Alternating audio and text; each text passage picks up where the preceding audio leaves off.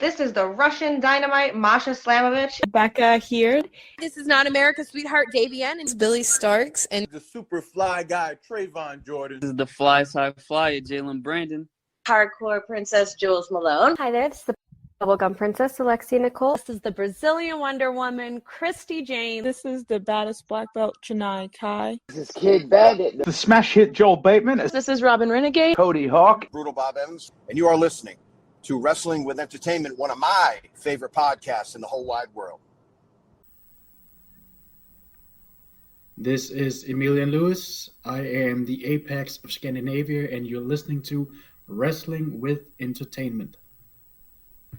Hello, and welcome to the show. It's Wrestling with Entertainment, the only audio experience on the web today, the trusted choice for interviewing all your favorite wrestlers every Tuesday and Wednesday on YouTube and Castbox, sponsored by Rogue Energy and Player One Coffee.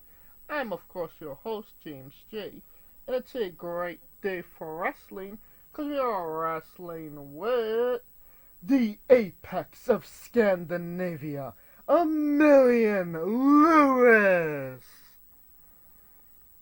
Wow, that was a good one. Yes, that was almost perfect. Yeah, man, that's a good introduction. Well, I am Emilian Lewis. I am, as you just heard, I am the apex of Scandinavia. I wrestle all around the Nordic countries mostly, and then I dabble here and there in other places in Europe. And you can find me on social media anywhere you type Emilian Lewis space DK. My pretty little face is going to show up. And where can we find merchandise? One more time? Where can we find your merchandise? My merchandise? You're going to have to DM me for that one. If you're not going to show up at my shows where they will be available, you're going to have to DM me if you want anything from me. Okay. And you don't have to go looking for it. All of the links to all his social media will be in the description of the video below, but on YouTube and Castbox. Alright, let's get into it. You work for Body Slam Pro Wrestling and Nordic Elite Wrestling. Can you tell us about your relationship with those companies? Yes, I can. Well, to go back a little bit, I started out in something, it's not really a thing anymore, but I started out with something called Copenhagen Championship Wrestling. Yeah. Which was the first Copenhagen-based promotion that we had. And the guys there that were the foundation, they kind of split from that, and they created Nordic Elite Wrestling. So that's basically a promotion created by a bunch of passionate wrestlers and workers. And they got everything set up, and I joined their training facility. And, sooner rather than later, I made my debut, and I kept growing, I kept learning, and I was surrounded by a lot of good people that gave me great advice and showed me the way. And, little by little, that later opened the door for Body Slam, which is, I think I could say, the most established promotion that we have here in Denmark. Maybe even in all of Scandinavia, actually. But that's how that relationship started. And since that, it's just been, working, learning, getting better. I've conquered Nordic Elite Wrestling by now. I am the current Nordic Elite Wrestling champion. Yes. And Body Slam is on the list. At some point, that's going to happen too, I hope. But yeah, that's the current situation. So you're telling us Peter Olisander should watch out. Oh, absolutely. Absolutely. Like, the main goal for Emilian Lewis is to be number one, and that's always the goal. So, like, whatever I'm doing, like, no matter where on the card I am, it's always in the back of my mind, like, the goal. You have to get the gold at some point. I don't know. That's just how I'm wired. I want that at some point. Well, you already have a lot of gold around your waist currently. You are the Nordic Elite Wrestling champion, just over 175 days. What does it kind of mean to you to hold that championship? For me, it is, how should I put this? It is obviously an honor to be a champion of any promotion, really. I'm also currently the champion of Freedom Pro Wrestling, actually, and both championship reigns I hold dear, and I take it very seriously because the goal for me as the champion is to elevate the product. Because in all of Scandinavia, basically, wrestling is still sort of, at least, it's still a niche very much. Right. So a lot of people are still like waiting to open their eyes and like to get a hold of it and really understand it. And I would love to be the guy to bring in more people and like have people really invest time and feelings into this, so that yes, it could just grow and become something big. Because ever since I started out, that's been like everybody's dream, is to see this thing become huge. So that's what we're always going to work towards. So what this means to me is basically them trusting me to deliver something special. So I make an effort. I really try to make an effort into trying to deliver something that people can stick their teeth into. Now, when you win that championship, is that a moment you take in the moment, or is that something that kind of sets in afterwards, like, wow, I did this? To be honest, I don't know if it's set in now. Like, I don't know. That's a good question. I'm more sort of of course, when it happened, I was happy, but I wasn't really sure how to react. So I took if you watch the match where I beat Carlos Zamora, I took a very small moment of just me looking down into the mat, closing off everything around me, and just, having that small moment to be grateful for everything that's happened. But ever since I looked up again and I rose that championship high above my head, man, it's just, I'm thinking like, okay, what's next? How to do this? How should I do this? What's the next play for the chessboard? And obviously that next play was beating Vegan Thunderbolt for the Freedom Wrestling Championship. Obviously, yes. Vegan was champion for over 400 days, second ever champion. So what did it mean to you to end that historic reign for him? Again, that is something that kind of came out of left field, I think, because that was my first match with Freedom Pro Wrestling. But once again, man, like, this is a chance for me to take wrestling, certainly in that area. I think you have Freedom Pro Wrestling, and then you have Stockholm Wrestling, which is basically, you also have Svensk Wrestling. And those guys are basically all three trying to stick their flag in the ground and say, this is pro wrestling, this is what we do. But this is sort of like my chance to show that this is what we do, but this is how I do it, because I'm the apex of Scandinavia. And everybody else comes after me. So it's sort of my way to like have pro wrestling grow also in Sweden, in the capital, but do it like for them to understand that I'm the man. And I'm the guy who's going to take this to the next level. And obviously you beat Vegan Thunderbolt for that.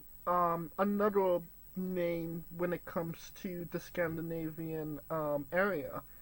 What's your relationship with Vegan? I would say I respect Vegan a lot. He's certainly a dedicated dude. He's very, very powerful, and he hits hella hard, man. I'll tell you that much. So being able to go up against him, I remember like the first time I ever had a booking abroad, it was with Svensk Wrestling Syd, and that was against him. And back then, man, I didn't have the tools I have now, so it didn't really end how I would like for it to end. But back then, man, he he did a shout out, and he saw something that day. Thankfully, like a lot of people did, he saw potential, and he reached out and he gave some advice. And you know, I never forget that. I don't forget when people do that. So I have respect for him, but we're still competitors, man. We still both want the same thing. Ultimately, we want to see wrestling grow. So he's in that bracket too, man. Right. And obviously, it would be disrespectful if you didn't go all out against him. Yes, absolutely. Even though like his like trainee tried to cheat in our match, man. I'm telling you, man, these Swedish people, they really bastards. I'm telling you. All right. So we're turning heel on Sweden. Oh, that's just like no. The relationship between Danish people and Swedish people is sort of like big bro, little bro. There's always hate, but you know, it's ultimately we're family. I gotcha. But I still hate them. Now, you know, all of the success that you've accumulated over the last couple years. Your first gimmick was you was a model? No, I might have looked like one. I'm not gonna like debate that one, but I don't know if it was a gimmick really. It was a less enhanced version of what I am today, I would say. So when people talk about gimmicks, I try to study how we do this, and it seems to be like all the best who does this. What they do is they take who they are themselves and then they dial it up. So it's sort of like extravagant. So I looked at like who I was, where I came from, what I could bring, and I decided that, okay, this is how I'm gonna represent it, at least here. So I was in, we were a tag team, me and a guy called Victor Victorious, who's still very much active. Yeah. And we were doing something called EV Entertainment. And EV Entertainment was sort of like this staple that we bought off Copenhagen Championship Wrestling. So we were the owners basically. Okay, I gotcha. Yeah, so that's where I was introduced to this whole wrestling universe. And then I just, you know, I needed to look someone obnoxious, I guess you could say. And that's where just the normal shorts and Nikes came in, right? Oh, brother. I can't really explain that. Yes, that is sort of like the idea. Like, okay, I don't know. I was picturing, you know, what does a rich white dude kind of look like? And what would it look like if you were a wrestler or if you were doing some sports? So that's what I was trying to like emulate, I guess you could say. And I think I nailed the look, but you can argue whether or not it really looked like a wrestler. Right. Well, But I guess, you know, we all start somewhere. And I think one of the advices I was giving early on was like, your first gimmick, I guess you could say, is never the one that's going to stick. Because you're always going to like throw stuff at the wall, see what sticks, try on different things. You know, you got to find out what works and what doesn't work.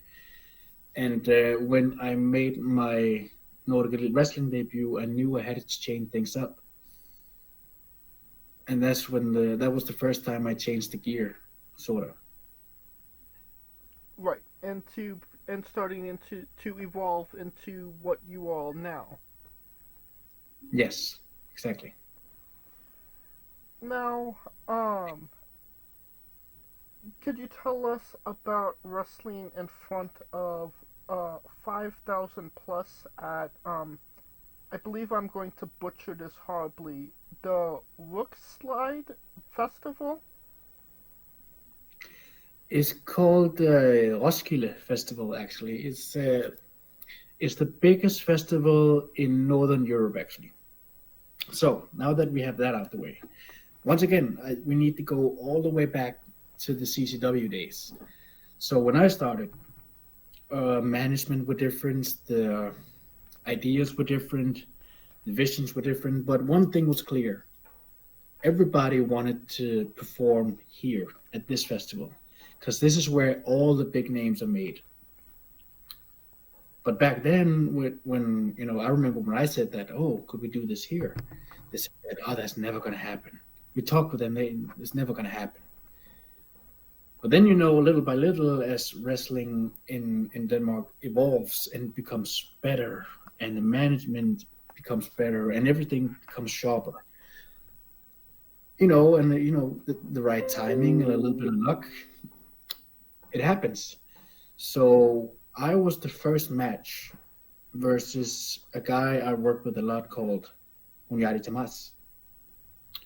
So we opened that show, and when we stepped out in front of those people, man, that was special. That's one of those moments I look back on and say, wow, that was really cool.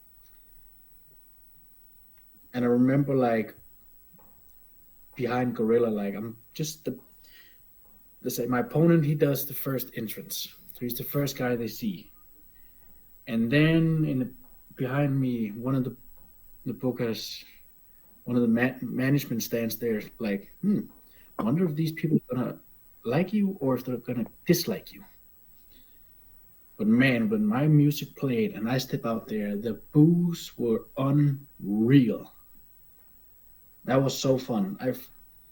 That was the first time where I felt like, oh, we really got something here. That was a really special moment. It was definitely quite the sight to just look out and see all those people. Absolutely. I spoke with, I was in London recently, and I spoke with a guy called Michael Oku.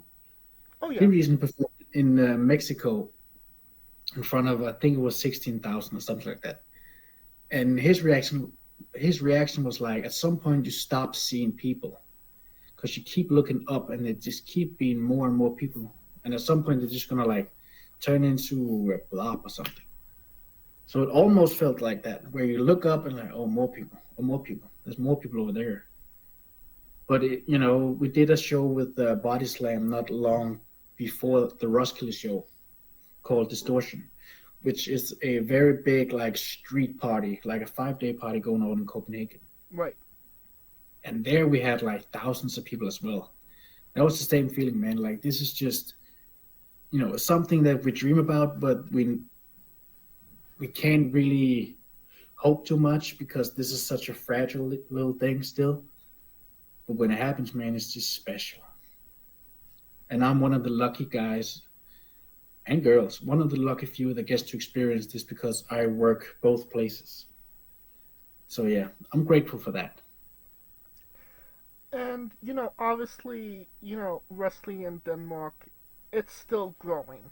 Not quite there yet, but, getting there. And obviously, these events, these festivals, there's going to be a lot of people that, don't exactly know what pro wrestling is. So what does it kind of mean to you to be the person that brings these people in and introduce them to maybe the first pro wrestling they've ever seen? Well, that's a huge responsibility. But I feel I can deliver as well as, when I'm in there with people like, let's say, Hunyadi Tamas or Carlos Samoa or Michael Finn, just to name a few, I know that we can give them something to where the audience will be entertained and they will be wowed, and hopefully at some point they're going to feel like, I want more of this. And, the more we do this, and especially at these big events, they get a lot of attention, and also media attention. So, more and more people are starting to get recognized when they walk the streets, all over the country, basically. Because this is the thing with wrestling. Denmark is a small country, so all the wrestlers live all around. And we encounter different people all around. But, we're getting more and more attention, and the reason is because the product that we're putting forth becomes better and better and better. and it's always with the idea of entertaining the people. So we try to keep the people in mind before ourselves. So we try not to just wrestle for ourselves. And I think it's a good investment to have that in mind. Have the people come first, and then everything else is after. And I mean, unfortunately, I don't think White Shirt Guy is ever going to come around to you, no? No, but oh, that's one of my favorite moments, man. He's become famous within our little circle here. Because his reaction is like priceless. Oh, yeah. But that's one of those, like, actually, retrospect. That match, that was a recent match at Nordic Elite Wrestling Heatwave, actually. And that's one of those matches where a whole team invested a lot of time and a lot of effort into this to make sure the story was right, the presentation was good, and everybody involved with it, as well as the whole promotion, that we came out on the other side all better and stronger for it. And I think White Shirt Guy's reaction was like the perfect example of how good this really worked. So now, since this was in Nordic Elite Wrestling, since we're doing Amabio, which is another big show coming up in September 21st, all that effort we did there, we're going to apply on this show as well, because this is going to reach hopefully more and more people, and this is going to keep growing. So a lot more eyes are going to be on this. So if they get the same feeling, hopefully they'll be hooked, and we can take them on a ride. Now, going from, the 5,000, the impressive 5,000 of one of the biggest events, you actually wrestled in front of 10 people against Madison Morgan, no? Something like that, yeah. That's true. The audience varies a lot, and Right. It can be daunting to look into the crowd and see, 10, 20, 30 people. But here's the thing, we are entertainers. So when we go out there, it's our job to entertain. So while a lot of people might look at that and say, I'm not really sure, I don't really like it. Here's the thing, if you know your craft and if you know how to work a crowd, you can get them, man. And the thing is, I study this a lot. And I know that if you can work a crowd of 10 people, you can work a crowd of 10,000. So like this is just, I look at it more as training in terms of like how to be better at this in all kinds of aspects. And Madison Morgan is another one that she's just like killing it. She's so young, but she keeps growing and she keeps learning, and man, she's unstoppable. You definitely, even though it was a small crowd, you definitely had them going. They were 100% fully invested into it. And, that is an accomplishment on its own. Yeah, I think so too. I remember like when I watched that thing back, she done her thing, blah, blah, blah. I do a move on her and all the guys in the audience are just like, can I cuss on your podcast? Yes, say whatever the fuck you want. Oh, cool. All the guys, when I did the thing, like it was very like intense and brutal looking move, and all the guys were like, oh shit. And all the girls were like, oh my God, oh no, oh no. So it sort of became like, this gymnasium of like the guys versus the girls. And like, I remember hearing the audience, someone in the audience said, this is very intense. And that like took them by surprise because they hadn't seen this before. They just heard about it. Right. But when the whole show was over, man, they were like as energetic as ever. And they couldn't wait to meet the people. They couldn't wait to meet the workers and the wrestlers, and all in all, a good day, I would say. I mean, the biggest fan interaction is when the crowd started singing "Who Runs the World." Yeah. Well, yeah, well, that wasn't planned at all. That's one of those things where you listen to the audience and where are they taking you. So I'm thinking, okay, I can definitely feel like this is sort of like there was mostly girls there, and they're all on Madison Morgan side, of course. Right. Even though I kicked her ass, like sent her back to preschool.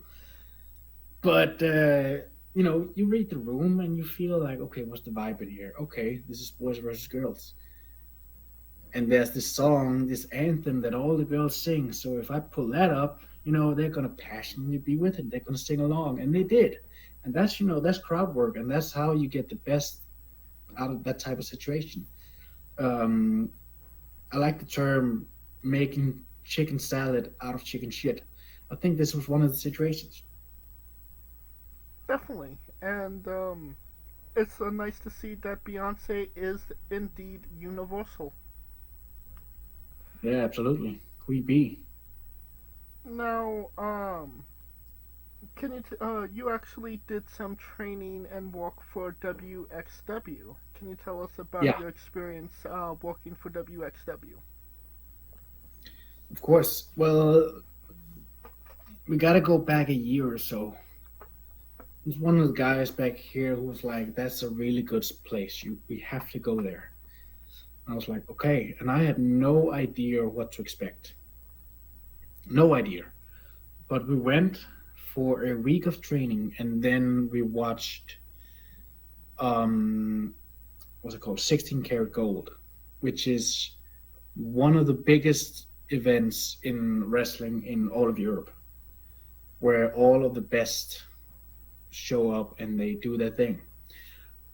And the level that they are on is crazy, and it is super humbling to watch. And then you do the training afterwards, and it's just like, damn, there is so much to learn. But here's the thing: you learn new stuff, you build relationships, you build contacts, you get all of this stuff from traveling to those kind of places, and that is really how you get better. That's the reason we also went to Hungary at some point, where WXW coaches and New Wave Academy coaches from Wales and other people, they in Hungary actually, they all collectively made this summer camp, and I attended that as well, along with a few other people from here. And you just learn so much.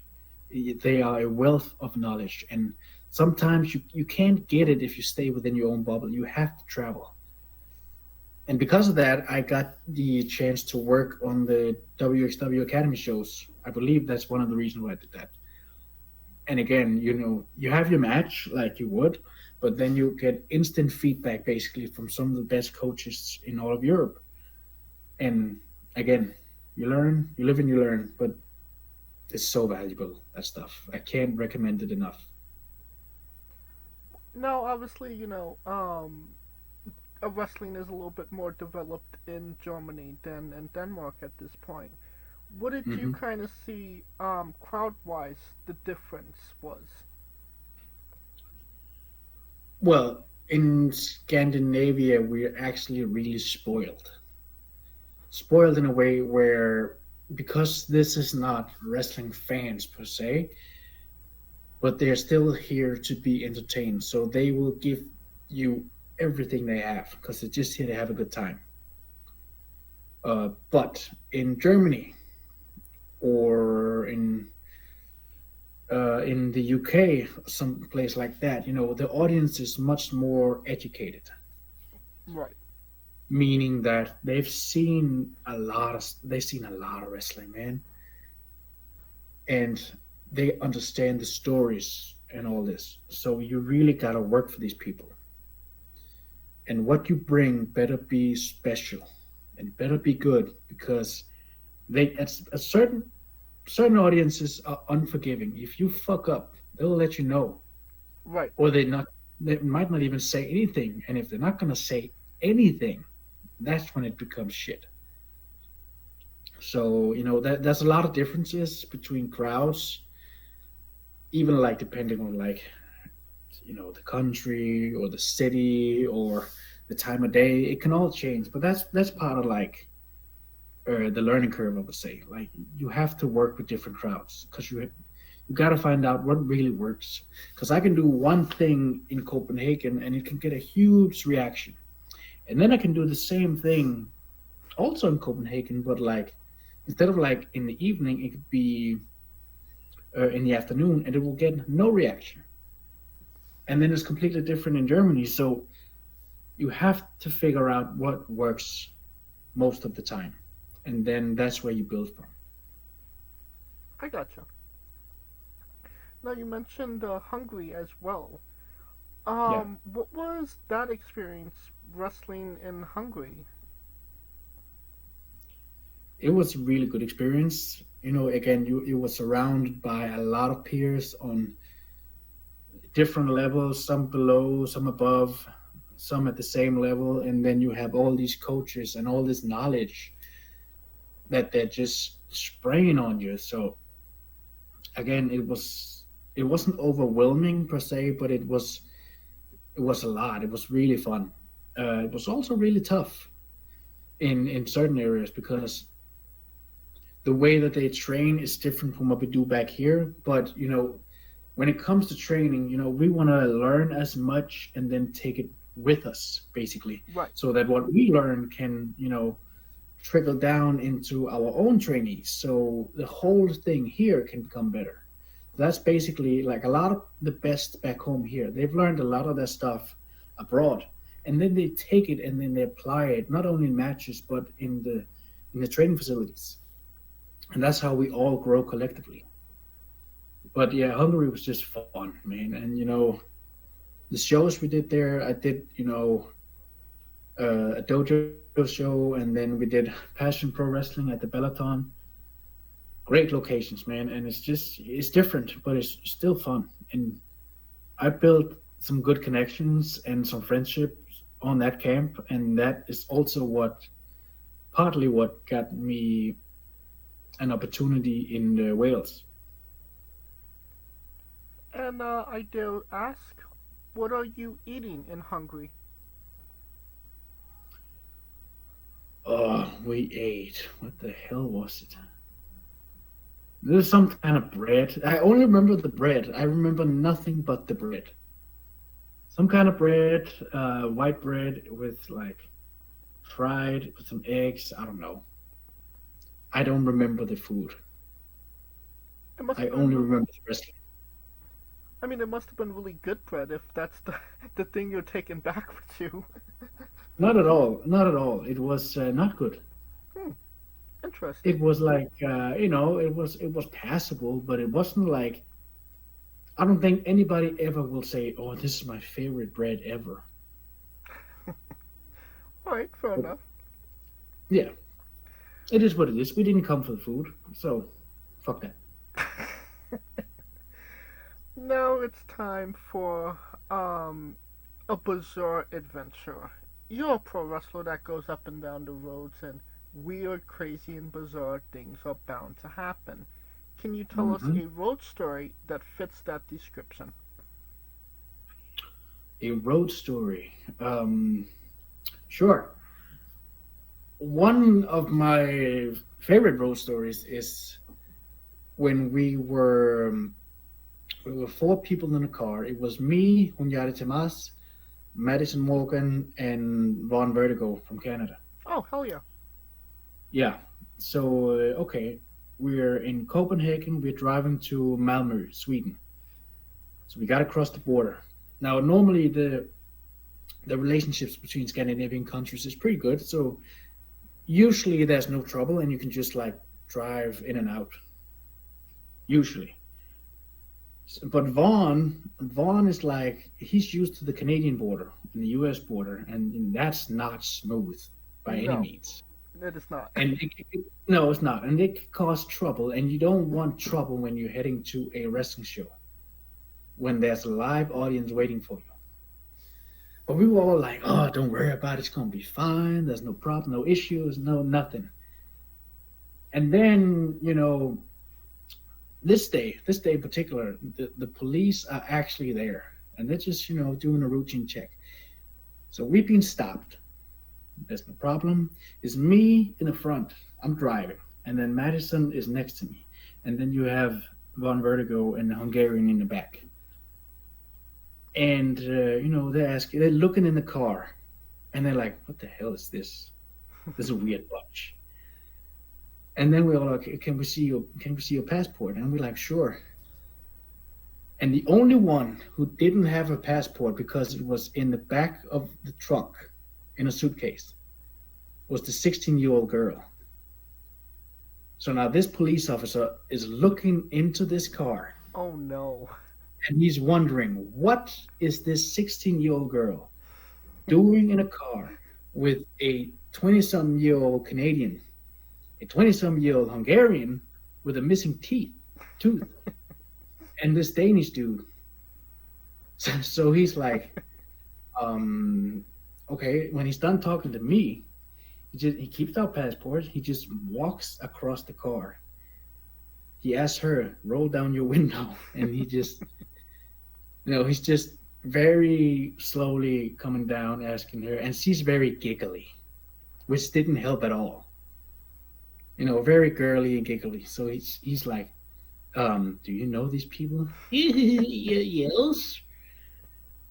Okay. And then he's pointing at me. Is this a boyfriend girlfriend? Oh no. And then at some point he's running out of questions but he's still nervous for her. So he just looks at all of us in the car and asks, so what are you doing? Oh, we're gonna wrestle. And this didn't clear up anything for him. Now he has more questions. But, we have to tell the truth. So, okay, right. We're wrestling. Okay. He keeps going down the list of questions. And all of a sudden he runs out of questions. He just says, okay, so this wrestling, is this illegal wrestling? And we all just look like, what? No, what are you talking about? What is illegal wrestling? So we all like, no, it's just regular ass pro wrestling. And then he just gives up. So, all right, I'm happy. And he tosses out passports and you can go. And then Vaughn is just like shaking. He's like, he was expecting like the worst, like a real US treatment here. Like, what the fuck's going to happen here? So yeah, that's one of the road stories that I look back at like, that was fun. That was definitely a great road story, to say the least.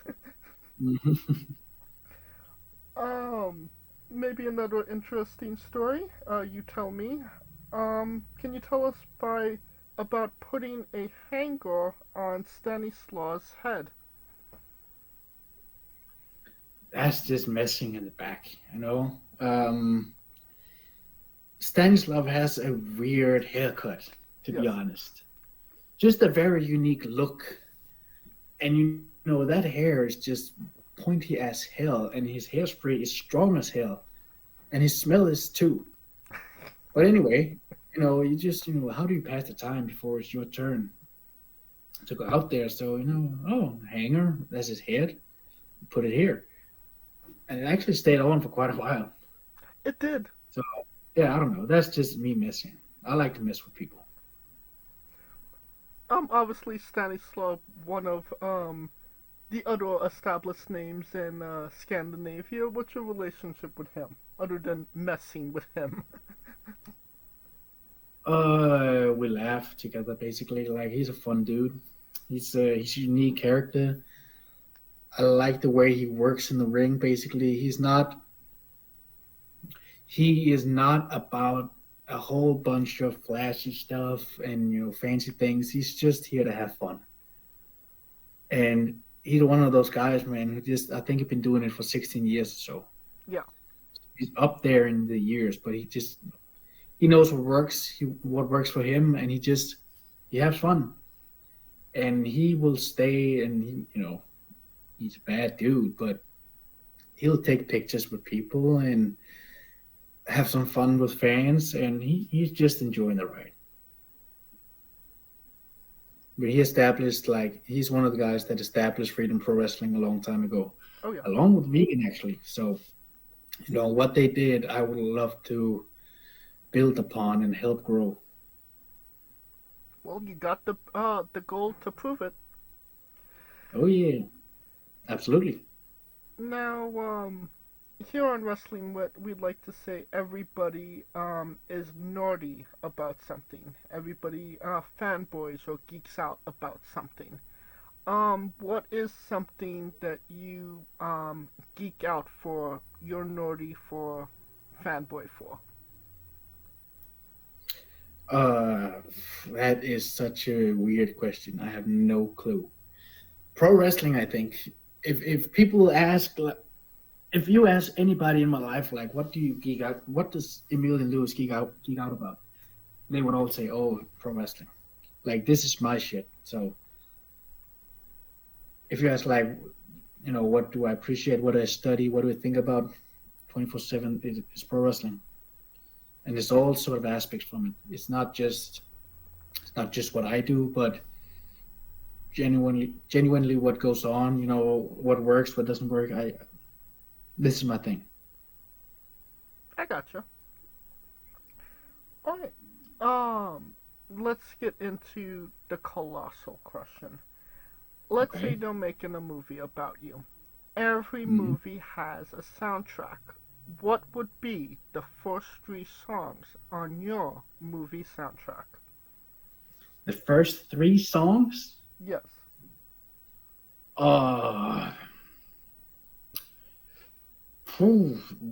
That's a really good question.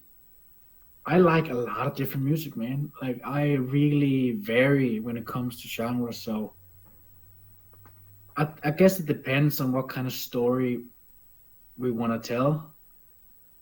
Because it could be happy, it could be moody, it could be fun, it could be dramatic. Like, as long as one of them is my entrance music, like, that'd be fine by me. That might have to be the first song, actually, to really set the mood. And could you say what your theme music is? I use something called The Hatred by the Snow Goons. It's an instrumental version. Okay. Because it has sort of like a hip-hop beat and then an orchestra blasting something out. I have no idea what they're saying, but it really sets the tone and it works for me along with the rest of my presentation, and I remember looking for music like a long time ago, like, what the hell am I going to use? Because I'm not the type of guy where you can put on a 50 Cent song or a Michael Jackson song or Billy Ray Cyrus or anything like that where it would work. But this worked. And, okay. I just needed something that felt grand. Right. And big and awful. And this does. But everything else, like, if I have to pick 3 songs, okay, I'll say I'd have my entrance music as the first one. I'll have something with Akon. You can pull whatever you want, and then I'll actually have a Danish song. Maybe something there's a Danish rapper called Johnson, and one called LOC. One of those will do, and then Akon as the third. Okay. Again, any one of those songs will do. That'll make me happy. All right. So your entrance music and then copy and paste Akon. Yes. Go ahead. All right. Now that we have the soundtrack down, everybody knows you get the soundtrack first, then you write the script, and then you go with the casting. Who plays you? And you can't say yourself because you are legally obligated to make a Stan Lee-esque cameo. Okay. Who the hell plays me? That's a good question, man. Who? Well, here's the thing. Again, do I also get to pick villains? Whoever you want. Young, old, alive, dead. CGI's a thing. We could make it work. Okay. Then I would have the Prince of Denmark play me. Okay. Yes. One of the princes are You can take anyone basically, but the guy fit for the throne when he's older, that would be me. Not that we look like each other, but he has the blue blood in him, and I'm a descendant of his family, so I think that's gonna work. Okay. Now that we have you casted, every movie has a supporting cast. Who would be 3 people that has meaning to you and your story, and who would play them? Oh, that's a lot. That's a lot more than 3 people. I'm one of those guys that I don't remember very well, but I do remember when people go out of their way to basically advise me or support me or something like that. And that list is thankfully long. So 3 people that are meaningful. I guess you'd have to have my dad, I guess, played by let's say, okay, let's just say Morgan Freeman. Just have some fun. And then I would have I'd put Hunyadi Tamas in there as well, because he's one of the guys that is pushing me to become better. And I'd have him played by I'm thinking about actors right now. You say dead or alive, right? Yeah. I guess the guy that plays Obelix in Asterix and Obelix. Okay. I don't know why, but I think he would do a great Hunyadi Tamas. And then I would have. I have no clue, man. Okay, I need a rival.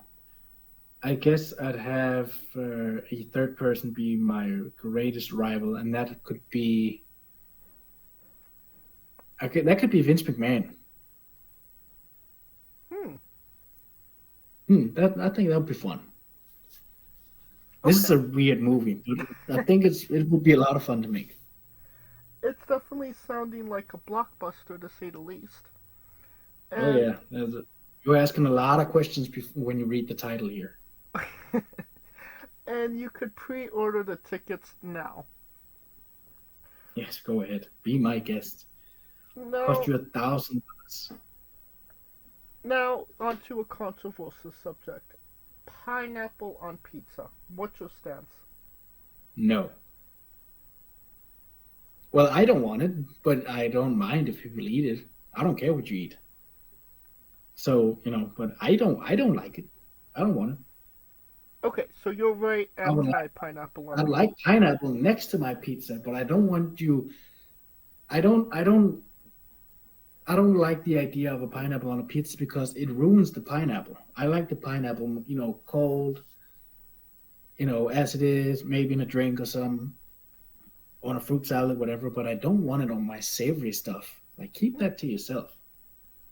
I think you're the first person that said that the pizza ruins the pineapple instead of the reverse.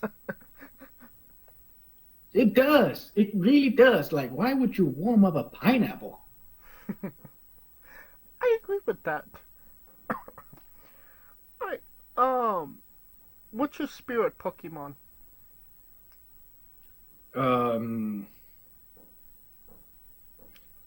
What's the most prestigious one? If we're getting into like legendaries, there's a lot, but like when it comes to like the original 150, it would be Mewtwo, I would say. Okay, but if I remember correctly, he was made in a lab, right? Technically, yes. Technically, yes. Okay, then I would say I'm the Charizard, but I'm the most valued one. Okay. Well, if we're getting into Pokemon cards, then it's probably the Charizard. Yes, probably. Now, we love the late great Tracy Smothers on the show. Do you know the acronym for Doug? THUG. No. T is for terrible, H is for hell, U is for ugly, and G is for jail, 'cause a Doug can't spell. Oh my god. Yes, we love the late great Tracy Smothers on the show, trying to keep the memory alive. Alright. I appreciate that. Now, the weirdest question you'll be asked on a wrestling interview, hopefully. Would you ever consider wrestling a Rock? Not Dwayne Johnson, not the country, an actual physical Rock. Yes. Okay, so you will take that booking. Yeah, sure. Well, just for context, there is a wrestler named Psycho Mike that indeed wrestled a Rock for over 15 minutes in a Tungsten Man match. That's an Iron Man match that lasts for 2 weeks. I'm not surprised. I've met Psycho Mike a couple times actually, but he's one of my favorites in terms of like, you know, I have no clue what you're gonna do type of guy. Oh yeah. But you know, when I first heard about him, I was just told, you know, he was coming out for his match, and I was like, hey, dude, you should watch this one. I'm like, okay. And you know, as the match progresses, I'm like, what the fuck is going on? And why is it so amazing? And you know, I'm being told, oh, this guy, he wrestled the dog at some point, and he lost. You know, like what? What? No, he's a mystery, but I love it. He's actually a perfect example, like kind of like Stanislaw, like he's here to have fun, and you can just tell, as crazy as he is, or as weird as he moves, he's just having fun, and that is what wrestling is all about. Oh yeah. And like the dog, he did not beat The Rock either. No, of course he didn't. Yes. And fun fact, that was actually for Ron Vertigo's promotion, Backyard Pro. Oh. Yes. Alright, on a more serious note, where do you see yourself in 5 years? That's a good question, man. In the ring, hopefully, with no major injuries, with people reacting to what I do. It's hard to place me in a promotion or in a country, anything like that. But hopefully, in 5 years, I'll still be in the ring, healthy, doing what I love to do, being a lot better than what I am right now. And what is a match people should go out of their way to see that best shows off what you are all about as a pro wrestler? Well, there's 2 matches, basically. Well, there's more than that. But let's say that the 2 that I would like to highlight would be my second title offense against Carlos Samoa. The first one where I beat him was good, but the second one is the one where I think we told the best story and we really showcased how to do this, you know, and I think all in all, it like surpassed the first one by a lot, actually. And the second one would be my latest match with Hunyato Tomas at Nordic Elite Wrestling Heatwave, because the whole program and the story and the reactions and everything was just as we wanted it to be. And, you know, to the point where other promoters are telling us that they are surprised how well the audience is reacting, especially as we are the last to go on after 7 matches in front of a crowd that doesn't know wrestling. They are not fans, they're not invested like that. But in this one, they had all the energy as if it had been the first. And they felt everything that we did. And that was just, that emotionally, that's probably the most, or at least one of the most special matches I've had. And can we find these matches on YouTube? You can find a lot of matches on YouTube if you just type Emilian Lewis wrestler or Emilian Lewis versus something. And yeah, you can always go to, you'll find it on Body Slam. They'll put on a lot of their shows. If you go to Primetime Wrestling, there's something on that one. I had 2 matches over there in Poland. So YouTube is your friend here. All right, and if those matches are indeed on YouTube, I will grab the links and put them in the description of the video below, both on YouTube and Castbox for anybody that hasn't seen them, wants to see them, wants to re-see them after this interview. Please do, and there are more coming. Absolutely. And since we are nearing the conclusion of this interview, we are wrestling with the 8 questions of doom. Okay. This is our speed round, or bonus round, the round where we see who you really are. Are you ready? Sure. Excluding yourself, greatest wrestler of all time. Randy Orton. Worst wrestler. I don't think you or I know who that is. Would you like the default? Oh. Did you? One more time? Was you giving me a name? No. Okay. Would you like the default answer? Yes. You have chosen Eva Marie. I disagree, but sure. Well, if you disagreed, why'd you choose her?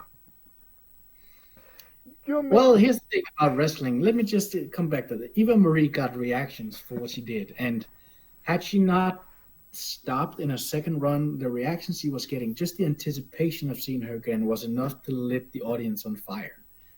And that's not a bad wrestler if you can do that. So, just to be clear, But that's the name I've been given the most without the actual prompt to give a default answer, which makes her the default answer. Well, I'm the apex of Scandinavia, and what I say goes. And Eva Marie is not the worst wrestler ever. All right. You're main eventing WrestleMania for the World Championship. Who is your opponent? Cody Rhodes. If you could come out to anyone's entrance music, past or present, who would it be? Booker T. Finish the sentence. Kayfabe is... alive. We would have also accepted taste great on toast. I'm sure you would. Squash. Vegetable or fruit? It's a vegetable. It is indeed a fruit. It has... No, it's a vegetable. It has seeds, so it's tomato logic. Well, no. So a tomato is not really food. If a tomato was discovered today, it would not be considered human food. And by the same logic and the same wealth of knowledge that I have, a squash is a vegetable. All right. Well, you are a part of Squash Squad now, and that means a hell of a lot more. Cool. New Japan wrestler Taichi. His ring gear gets smaller every year, revealing more of himself to the world. My question, what is the appropriate trunks to butt cheek ratio for ring gear? A little bit past your hips. So full coverage. Yes. Okay. And the last question, the main event, the thing everybody wants to know. Have you ever had a conversation with a stranger in a supermarket about Darby Allin? No. And that is the correct answer. And that will conclude this interview. Thank you so much for coming on and doing this with me. Of course, man. This was fun. This is a good thing you have here. I appreciate that. We try to make it interesting for our guest. And well, I definitely couldn't predict any of these questions. I'll tell you that much. Yes, we like to keep our guests on their toes. Can you tell us once again where can we find you on social media? Social media, anywhere on X or Instagram or Facebook or stuff like that. You can find me on Emilian Lewis space DK. I bring the DK with me everywhere I go. And yeah, that's it basically. And then you can find all my matches, or most of my matches, on YouTube actually. And more will be uploaded as we speak. And, you know, if you're interested in any merchandise, come to my shows and buy it directly. Or you can DM me and I'll see what I can do. And you don't even have to type it into your Google machines. All of the links to all his social media will be in the description of the video below, but on YouTube and Castbox, simply click the link. A new tab will appear on whatever device you are on. You have no excuse. Buy a damn shirt. Yes. Of course, thank you for listening. If you like what we're doing, please like, subscribe, comment, both on YouTube and Castbox. This was sponsored by Rogue Energy and Player One Coffee. Join us tomorrow as we interview Corvus, and join us every Tuesday and Wednesday for new incredible interviews. Follow the show at Wrestling with E, both on Xthread and Instagram, for information on who we're interviewing, when we're interviewing them, links to those interviews, and so much more. Follow me personally at JamesJ993. Alright, when I say wrestling wit, you say entertainment, okay? Sure. For our very special guest, Emilian Lewis, Kaliko Yacht, Scooter Dust, I'm James J, and this has been Wrestling Wit Entertainment. And that was E to the entertainment. Hey folks, this is the Colossal Mike Law, and you are listening to Wrestling with Entertainment. Enjoy the show, support these guys. We appreciate it very much. We'll see you at ringside.